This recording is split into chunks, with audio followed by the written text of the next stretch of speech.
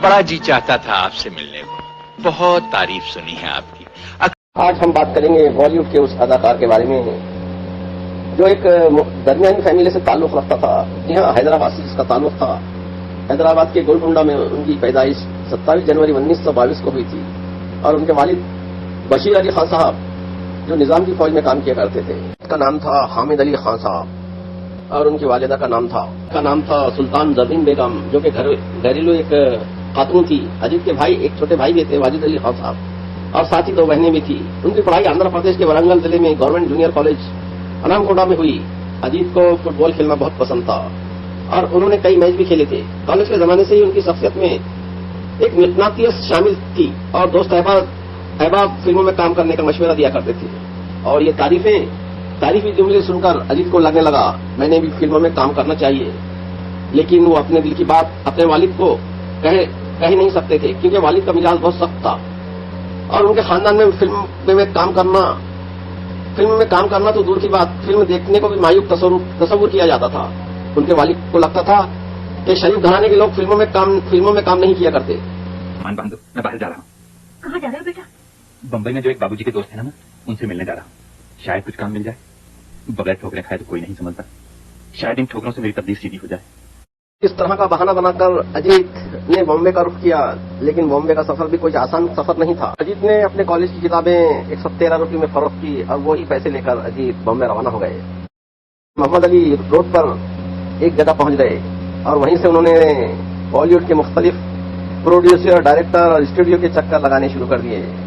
वहां रहने के लिए भी उनको एक स्लम एरिया में, जहां कंस्ट्रक्शन का कुछ काम शुरू था, तो कुछ गरीब लोग पाइप के अंदर, सीमेंट कंक्रीट के जो पाइप रहते थे उसके अंदर रहा करते थे। लेकिन वहां भी एक गुंडा राज कायम था। गुंडे हमेशा वहां हफ्ता वसूली किया करते थे। अजीत यानी हामिद अली खान साहब भी वहां रहना शुरू किया, लेकिन एक दफा ऐसा मौका आया कि गुंडे हफ्ता वसूली के लिए आए और उनसे भी वसूली की डिमांड करने लगे। लेकिन ये बात अजीत साहब को बहुत नागवार गुजरी। उनके दिमाग में वालिद का खून जोश मारने लगा, क्योंकि वो एक फौजी के बेटे थे और किससे डरने वाले भी नहीं थे। तो 8-10 लोगों को उन्होंने अकेलों ने करके आ जाओ ना सामने, सबको निपट लूंगा। माने मूवी भी आया है। और अजीत ने उनको ऐसा मजा चखाया कि वो उन सबको भागना पड़ा।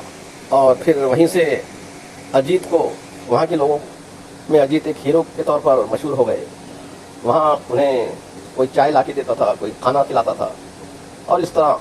लेकिन अजीत की मंजिल थी बॉलीवुड और वो फिल्मों में जाना चाहते थे, इसलिए उनका सफर अभी खत्म नहीं हुआ था।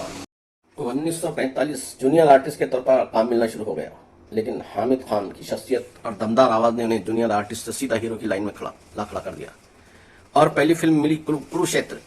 एक दिन हामिद अली खान साहब की मुलाकात हो गई प्रफुल्ल राय से और वो अजीत से बहुत मुतासिर हुए और उन्होंने छोटे बजट की फिल्मों में लीड रोल एक्ट्रेस के तौर पर काम दे दिया। इसके बाद अजीत की मुलाकात हो गई गोविंदराम शेट्टी से, जिन्होंने अजीत को एक एक्शन फिल्म मिला दी और उन्होंने अजीत को विष्णु टोन प्रोडक्शन से मिलाया और विष्णु सिनेमा टोन की पहली फिल्म शाह मिस्र। और तब तक अजीत का नाम था हामिद अली खान। लेकिन यह फिल्म इतनी कामयाबी हासिल नहीं कर सकी 1946। लेकिन हामिद अली खान साहब को लोगों ने बहुत पसंद किया। हामिद अली खान ये नाम बहुत लंबा लग रहा था, लोगों की जबान पर चढ़ने में काफी मुश्किल होती थी।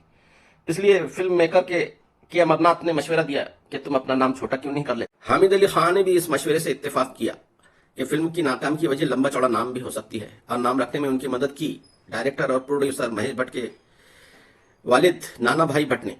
उन्होंने कहा, तुम्हारी रौबदार शख्सियत को देखकर ऐसा लगता है कि तुम्हें कोई जीत नहीं सकता, इसलिए तुम्हारा नाम होना चाहिए अजीत। इसके बाद उन्होंने 12-15 फिल्मों में हीरो का किरदार अदा किया, लेकिन जैसी कामयाबी के मुतमन्नी थे वो कामयाबी उन्हें नहीं मिली। 1954 की फिल्म नास्तिक का एक गाना आज भी मशहूर है। गीत के बोल थे, देख तेरे संसार की हालत क्या हो गई भगवान, कितना बदल गया है इंसान। और धीरे धीरे हीरो के किरदार से अजीत को उकताहट महसूस होने लगी। फिर मोइन किरदार अदा करना शुरू कर दिया। इसके बाद 1957 की नया दौर में कृष्णा और 1960 में मुगल आजम दुर्जन सिंह का ऐसा किरदार निभाया जो लोगों को आज भी याद है। एक दिन अजीत की मुलाकात हुई राजेंद्र कुमार से और दोनों बहुत अच्छे दोस्त थे और उन्होंने प्रकाश राय की फिल्म सूरज में खलनायक का रोल करने का मशवरा दिया और उन्होंने इस किरदार को कबूल कर लिया और 1966 में फिल्म सूरज सुपरहिट साबित हुई।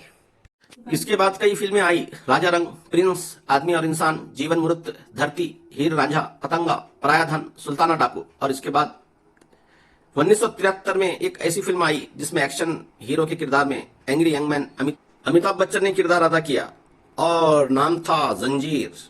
अजीत का किरदार दयाल धर्म तेजा। और इस फिल्म में अजीत ने विलन की ऐसी तस्वीर पेश की। बड़ा जी चाहता था आपसे मिलने को, बहुत तारीफ सुनी है आपकी। अक्सर मुझे कुछ ज्यादा ही डिस्टर्ब करने लगा है। भगवान की दया और सरकार की मेहरबानी से करोड़ों रुपए कमाने का एक बहुत ही अच्छा मौका हाथ लगा है। क्या तुम्हें मेरे कपड़ों पर खून लगा नजर आता है? तुम कुछ नहीं कर सकते विजय। अगर मैं चाहूं तो मेरे आदमी तुम्हें ऐसे खत्म कर सकते हैं जैसे ये सारा शहर मुझे लॉयन के नाम से जानता है। मेरा नाम जगनलाल सेठ है। सोचा सलाम करता चलूं, इसी बहाने परिचय भी हो। सफेद कपड़े वाला रुतबे वाला माफिया डॉन जो हमेशा अपने साथ एक लेडीज सेक्रेटरी भी रखता है और उनका ये ठंडे मिजाज मगर अंदर से निहायत खूंखार वाला किरदार को लोगों ने बहुत पसंद किया।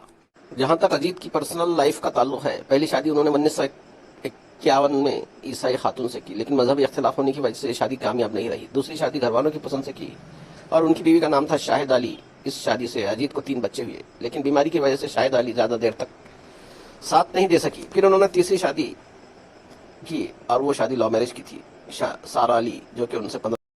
अजीत साहब जहां जबान के अच्छे थे, मिजाज के भी अच्छे थे, और लेकिन एक बुरी आदत उनको थी स्मोकिंग की, और ये स्मोकिंग की आदत नहीं उन्हें ले डूबा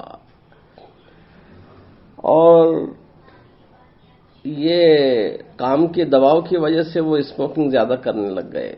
इसकी वजह से उनके हार्ट पर एक इफेक्ट आने लगा। हालांकि वो बहुत जानदार किस्म के आदमी थे, बॉडी भी उनकी बहुत जानदार थी, लेकिन ज्यादा सिगरेट नौशी के कारण उनका हार्ट ब्लॉक होने लगा और वो घड़ी आ गई 21 अक्टूबर 1998। हैदराबाद में अजीत साहब को अटैक आया, जिसकी वजह से फिल्म इंडस्ट्री का एक लॉयन, एक बबर शेर और एक जाना माना खलनायक इस दुनिया से चला गया। इस चैनल के जरिए हम उन्हें खिराज अकीदत पेश करते हैं और आप लोगों से गुजारिश करते हैं कि वीडियो पसंद आए तो लाइक और अपने दोस्तों में शेयर करें और सब्सक्राइब करें। सुनने का बेहद शुक्रिया। आपके कमेंट्स का इंतजार रहेगा। तब तक के लिए खुदा हाफिज।